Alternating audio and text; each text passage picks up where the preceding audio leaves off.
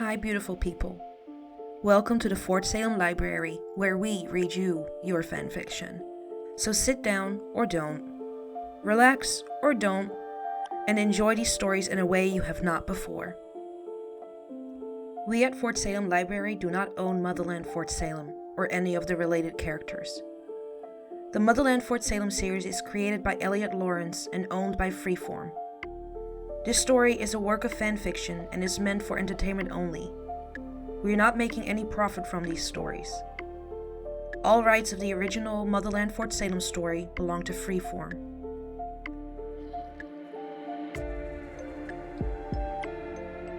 We also do not own Hands Where I Can See Them, or any of its original characters and storylines. We did, however, get permission from the author to read their story. This story was created and written by FlyingBlueBirds, and you can find a link in our show notes. This story is being read to you by Britt.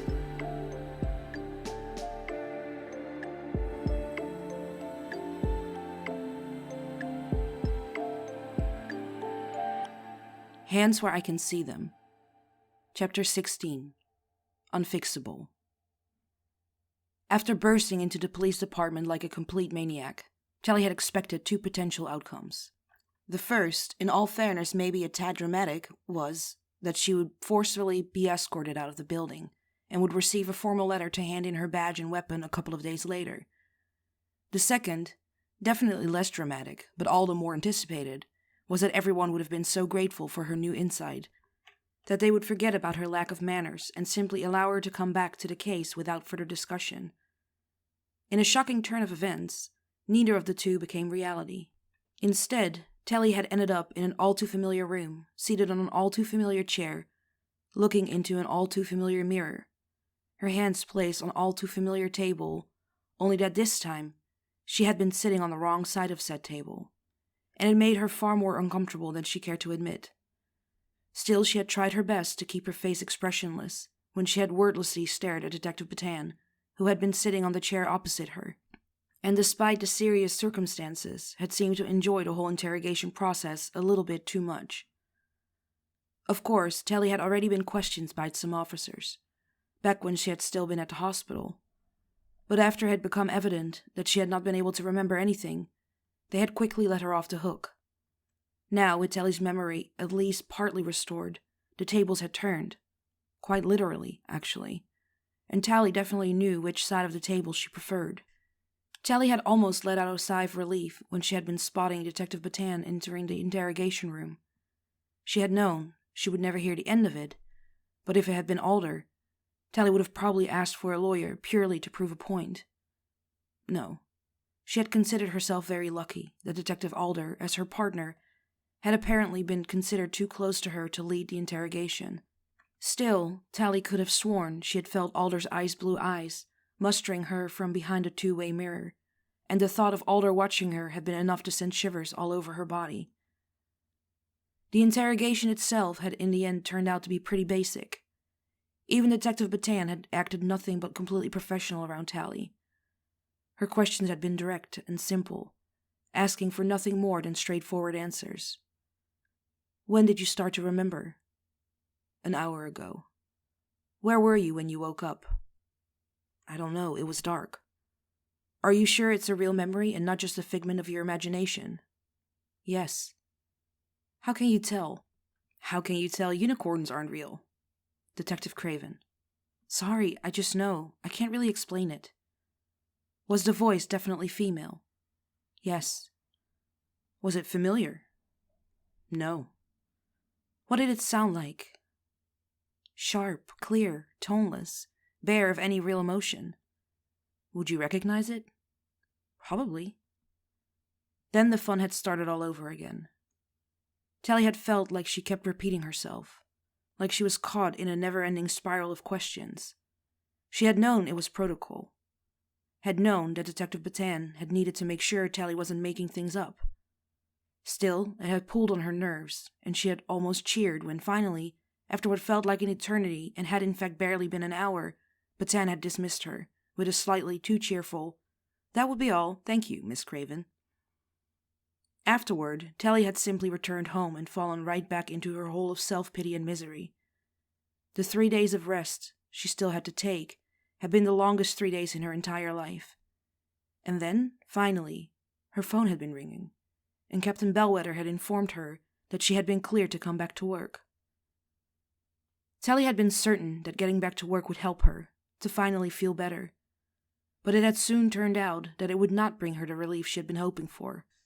Of course, she had not been put back with the unit that was working on the Camarilla case. She had figured that much after her lovely interrogation date with Detective Batan, but she had thought she would be placed with another unit, maybe with Abigail and Detective Quartermain, to help out wherever she was needed. Instead, she had been stuck behind her desk, had barely been allowed out of the building, and had soon found herself getting buried in paperwork. The worst of it, however, had been the way Alder had been treating her throughout it all. She had not expected a warm, welcoming hug or a gift basket, especially since she and Alder were not exactly on speaking terms right now, but at least some sort of acknowledgement of her presence would have been comforting. Instead, Alder had treated her like thin air.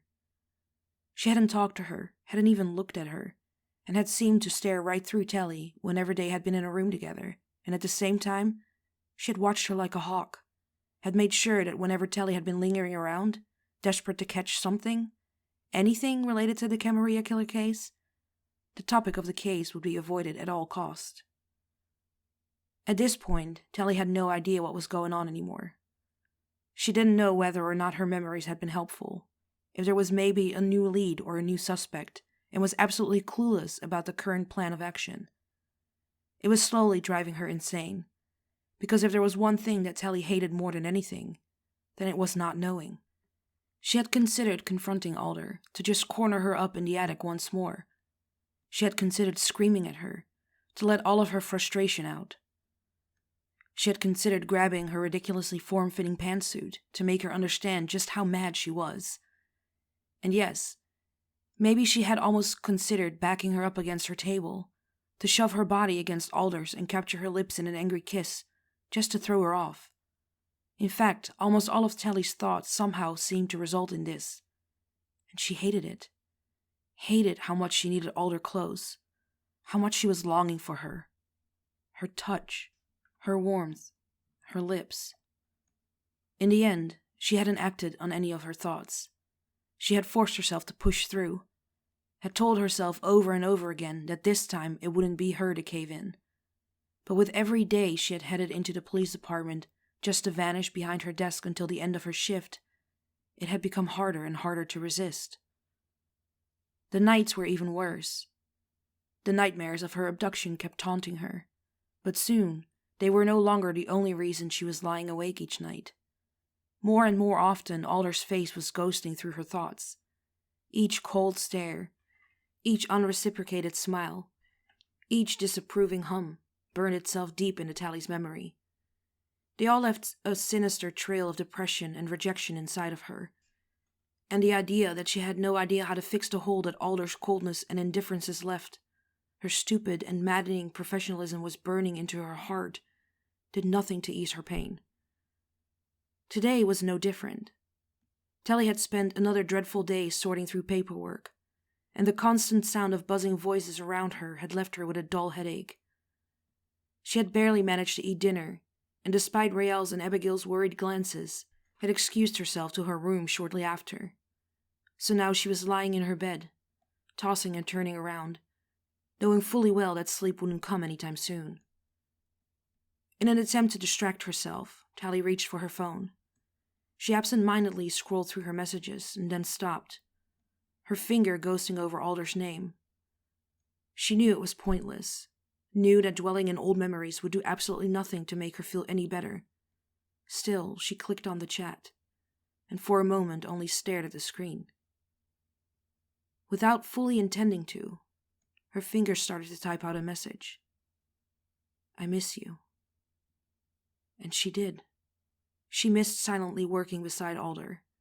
She missed how her body seemed to relax instantly whenever her partner was close. She missed the way their hands would accidentally brush against each other every once in a while. She missed the way her whole body would tingle at the sensation.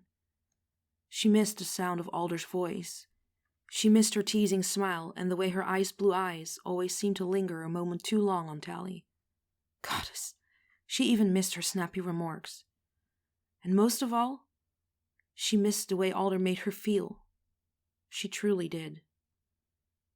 She deleted the message before she could send it. Then her fingers were moving over the screen again. I hate you. And she did. She hated the way Alder treated her. She hated the audacity of that woman. She hated her constant need to protect Tally. She hated how she put up her walls again, probably higher than ever before. She hated how she made Tally feel completely useless. She hated how Alder acted like she knew better than anyone else. And most of all, she hated how much all of this was affecting her. She hated how much she had gotten used to Alder's presence. She hated how much she wanted her. She truly did. She deleted the message again, and when she typed once more, silent tears were rolling down Tally's cheek. I need you. And she did. She needed Alder close.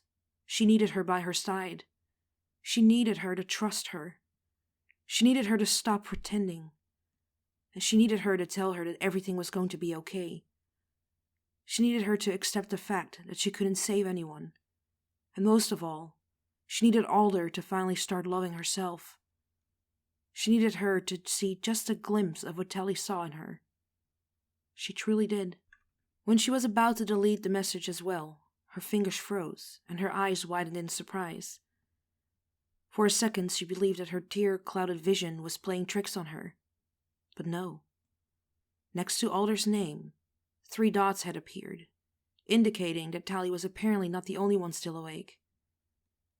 Even though she kept her gaze glued to her phone, the silent sound that indicated a new message managed to make her jump.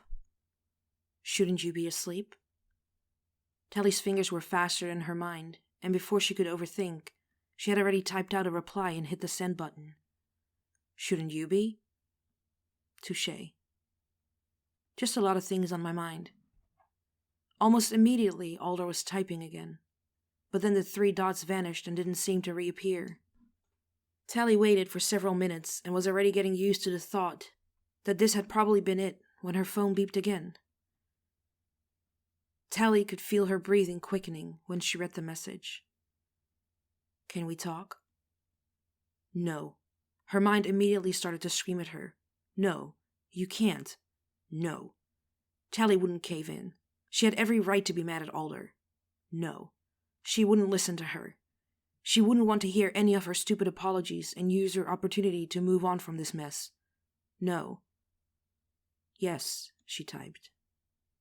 Tomorrow, during lunch. Okay. Good night, Tally.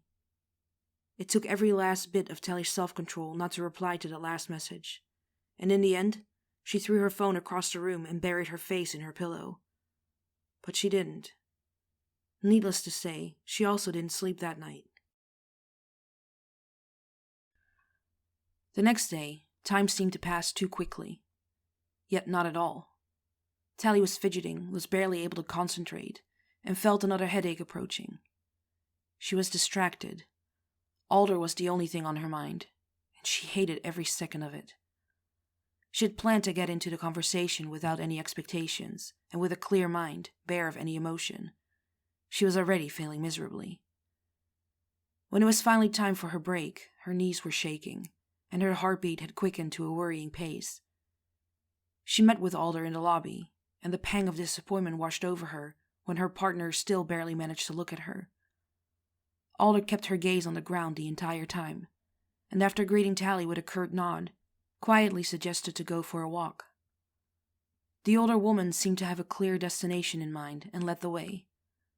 For a while the two walked side by side, the tense silence stretching uncomfortably between them. After a couple of minutes, they had reached a small fenced park, and when Alder guided her through the gate, Tally noticed a sign hanging next to it. She frowned. Evergreen Cemetery. Confusion washed over her and made her hesitate briefly. Whatever she had been expecting, being led to a graveyard had definitely not been it.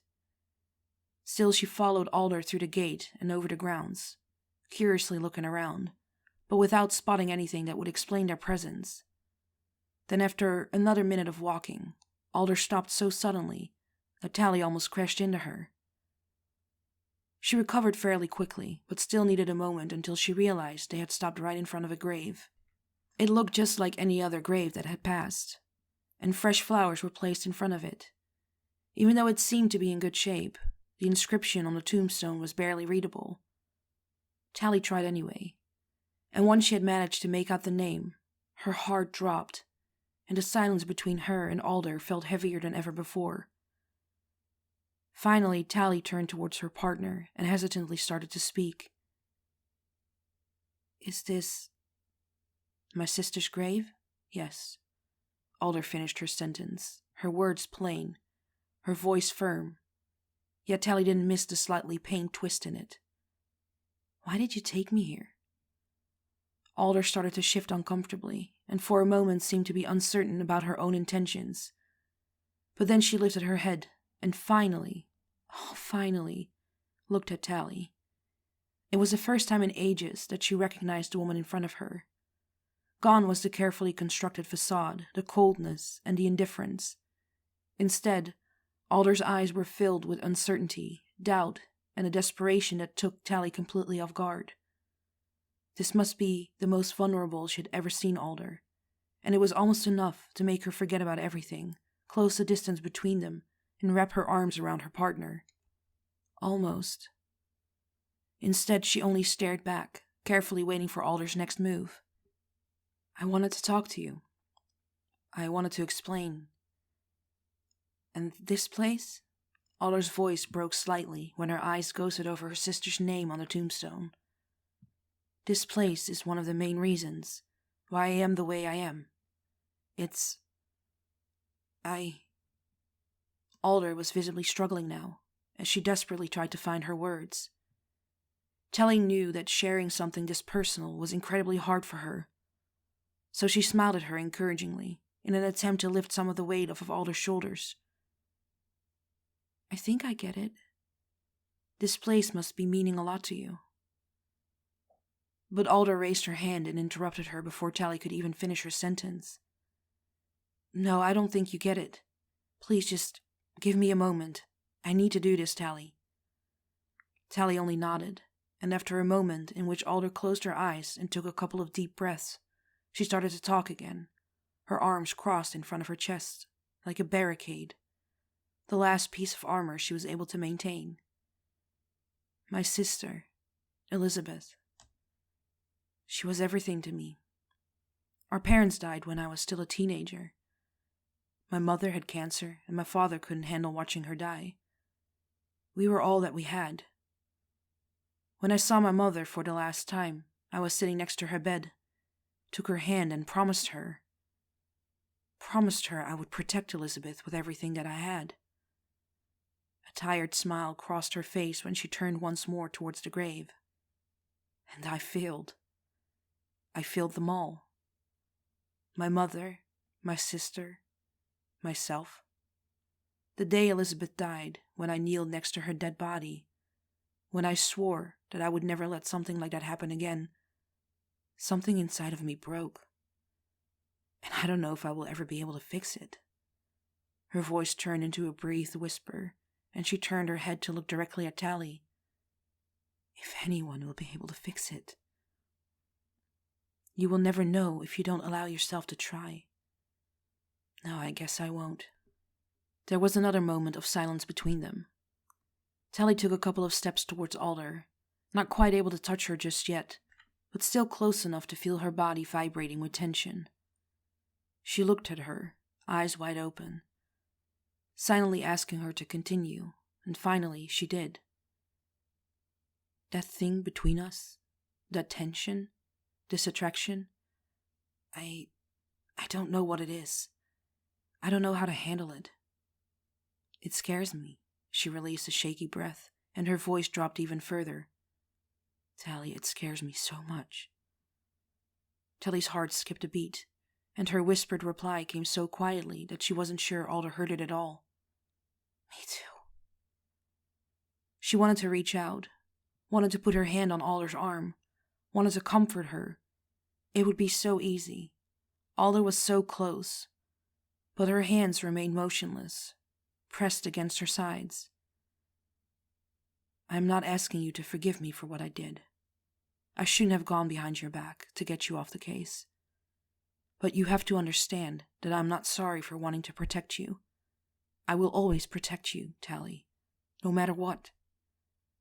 I didn't care about what it would cost me, because to me, anything is better than losing someone else I care about to the Camarilla killer. I knew you would hate me, and I thought I was okay with it. But I don't think I can go on like this. Seeing you each day, not being able to talk to you, it's asking so much more of me than I thought it would. I want to allow myself to be selfish. Just this once. I truly do. I just don't know if I can. It's not about being selfish, you know. I'm involved in this as well. I feel things too. Even though in this moment, Tally truly wished she didn't. Her thoughts were a mess, a complete chaos spiraling way beyond her control. She was incredibly touched that Alder had decided to share another piece of her history with Tally, that she had brought her to this place, that represented everything she had lost, everything she was afraid of. Seeing Alder so open, so completely vulnerable, was messing with her, badly. But there was also this small voice in her head that kept telling her that they had been at this point before, Alder opening herself up, Tally giving in, and the memory of what had followed afterwards was still all too present in her head. Alder dropping her, pushing her away like she was nothing, like they were nothing. And it pained Tally to admit that she was sure that Alder would immediately do it again if she felt like she had to. They were still dancing around each other.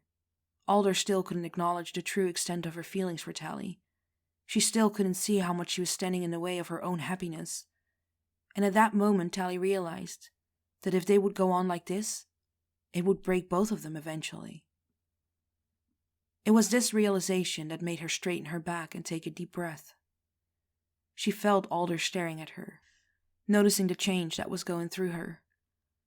Tally knew that this was her last chance to back away, her last chance to fix things between them, even if it was just temporary, but that wouldn't get them anywhere. When she addressed Alder again, her voice was quiet, yet firm and steady. I don't think I can go on like this either. The constant chase, the emotional roller coaster ride that drains me a little more with each passing day. You keep prioritizing the case over everything. I feel like your constant need to protect me is slowly suffocating me, and each day you go on like this, I find it a little harder to breathe. Don't get me wrong, I would never ask you to step away from the case.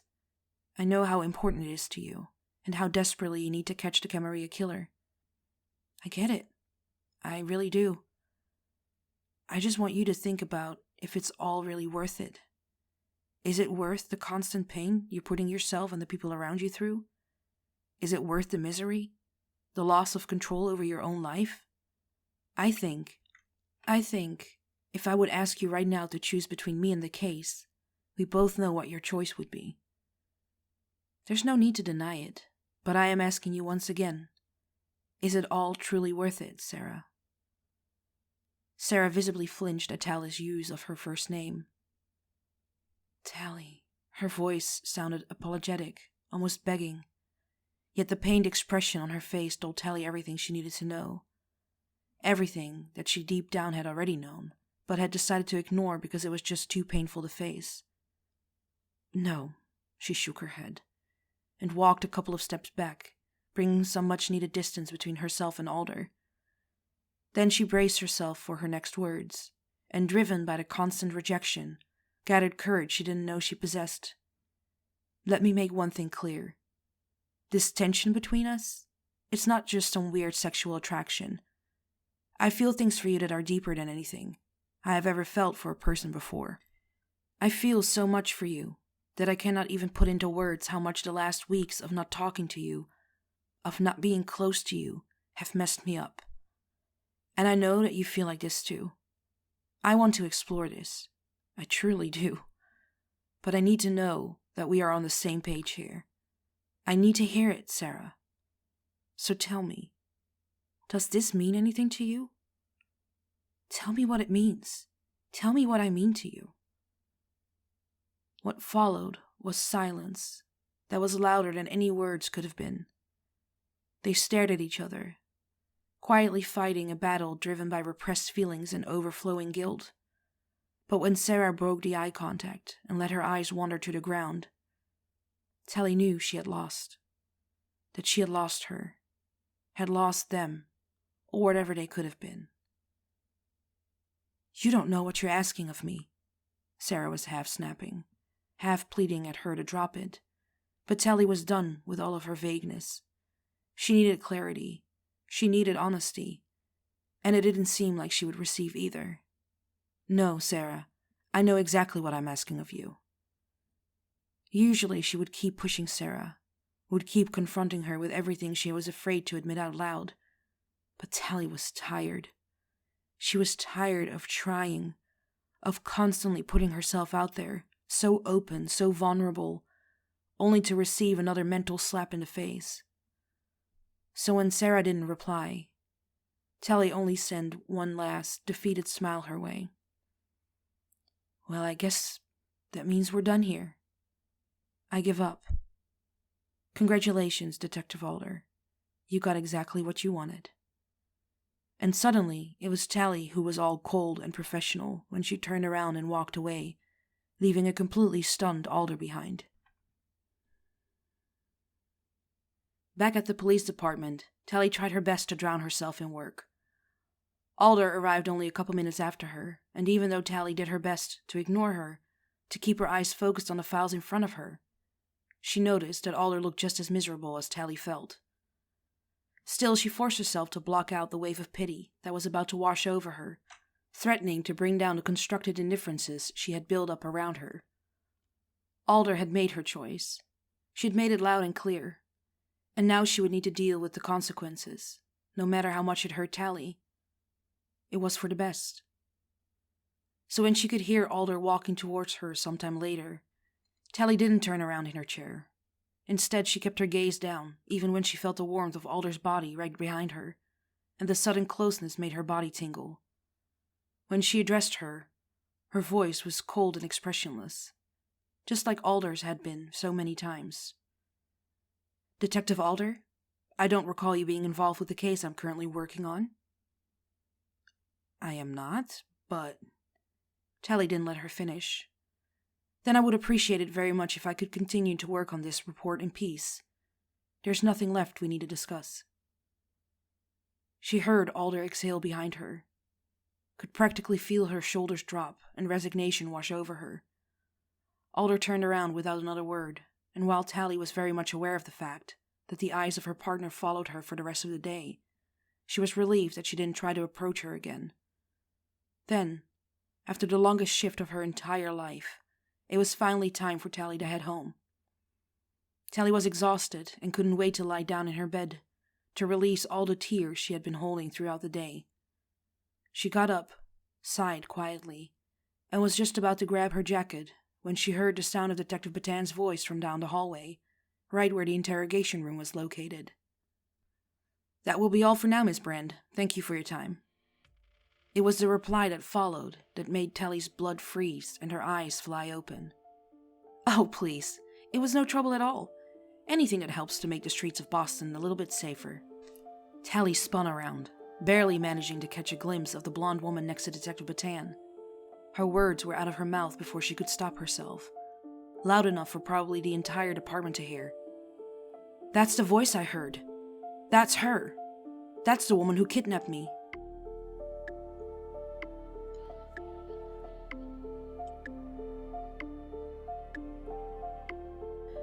Please find the fanfiction you just listened to on Archive of Our Own and leave the author some love. Without them, this wouldn't be possible, and we want to thank them from the bottoms of our hearts for creating these amazing stories and keeping the show alive.